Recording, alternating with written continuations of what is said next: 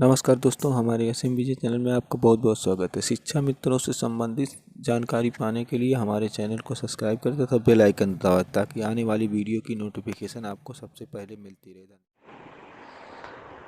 उत्तर प्रदेश के समस्त शिक्षा मित्र भाइयों और बहनों, मैं बरेली से विवेक गोस्वामी शिक्षा मित्र आपको सादर वंदन और अभिनंदन करता हूँ। साथियों, 5 साल में जो भी पटकथा आपके लिए लिखी गई थी वो सब आपने देख ली। जितने भी नेता दल थे, हर दल ने आपको लूटा, हर दल ने आपको ठगा और सिवाय लुटने के आपको कुछ हासिल नहीं हुआ। हर तरीके के नेता आए, आपको लूट लूट कर चले गए और हम लोग लुटते गए, सब कुछ जानते हुए भी लुटते गए। बस एक आस थी कि कभी न कभी शायद कोई नेता उद्धार कर ही देगा, लेकिन ऐसा अब तक हुआ नहीं। अब इस सरकार में जो शिक्षा मित्रों की घोर विरोधी सरकार है, इसमें ये आखिरी चरण और आखिरी प्रयास ये बाबा जी उत्थान समिति के द्वारा किया जा रहा है। सबको हमने देखा, तो एक बार इनको देखने में क्या हर्ज है। इसलिए मेरे समस्त भाई बहनों, आपसे मेरी प्रार्थना है कि एक बार आप लोग अयोध्या की सरजमी पर 16 से 21 तारीख के मध्य, जो भी आपके मंडल या जिला की डेट लगी हो, उसमें सपरिवार प्रतिभाग अवश्य करें।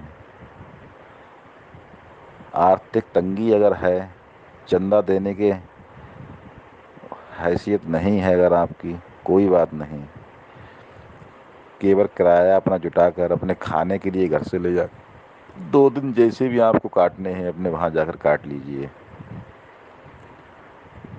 आप ये समझ लीजिए कि ये आपके ऊपर एक आर्थिक दंड डाला गया है, इसी को समझ कर चले जाइए और उसके फलस्वरूप आपको भगवान के दर्शन करने को मिलेंगे।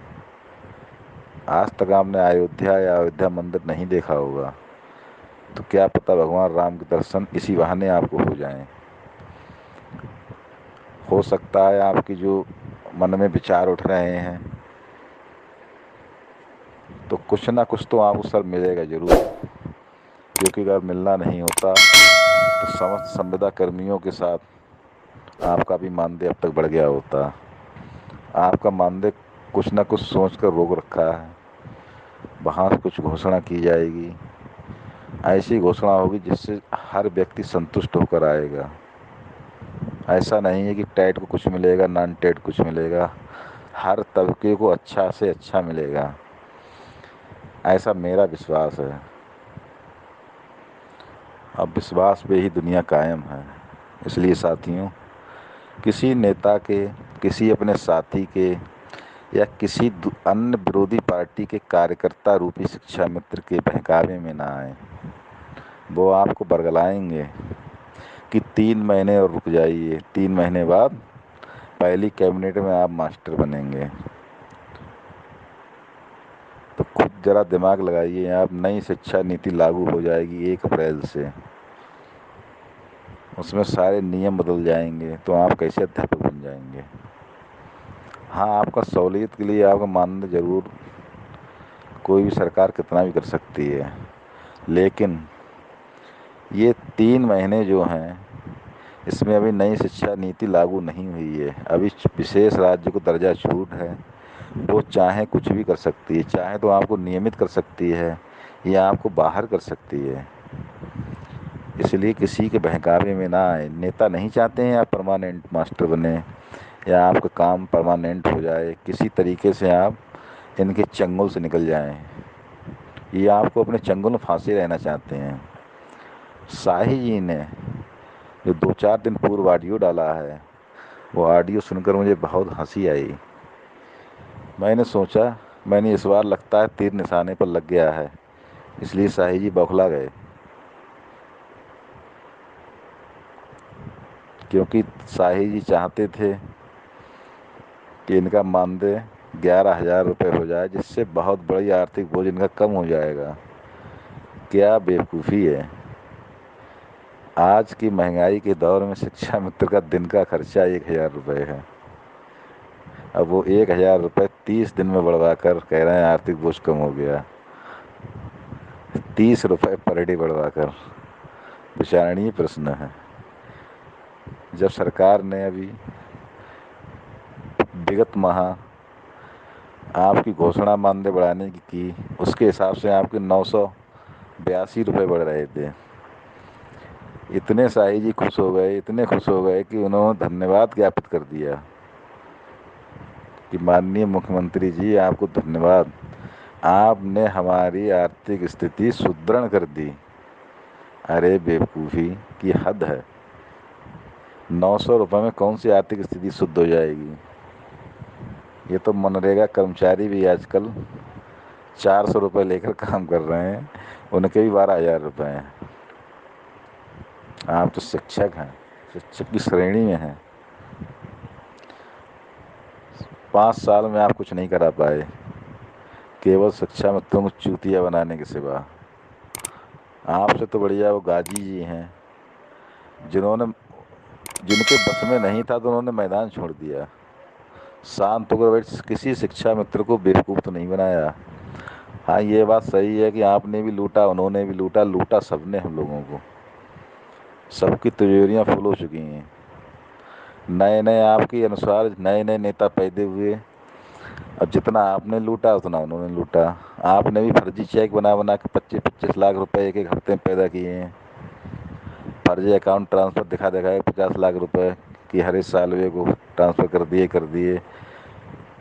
सारे शिक्षा मित्र समाज जगत उत्तर प्रदेश के सभी 1,72,000 शिक्षा मित्रों ने देखा कि आपने नए नए प्रोपगंडा रच के किस तरीके से शिक्षा मित्रों को लूटा गाजी जी ने भी। लेकिन वो समझ गए कि अब मैं कुछ करा नहीं पाऊंगा इस सरकार में, तो वो एक शांत होकर चिर निद्रा में विलीन हो गए हैं।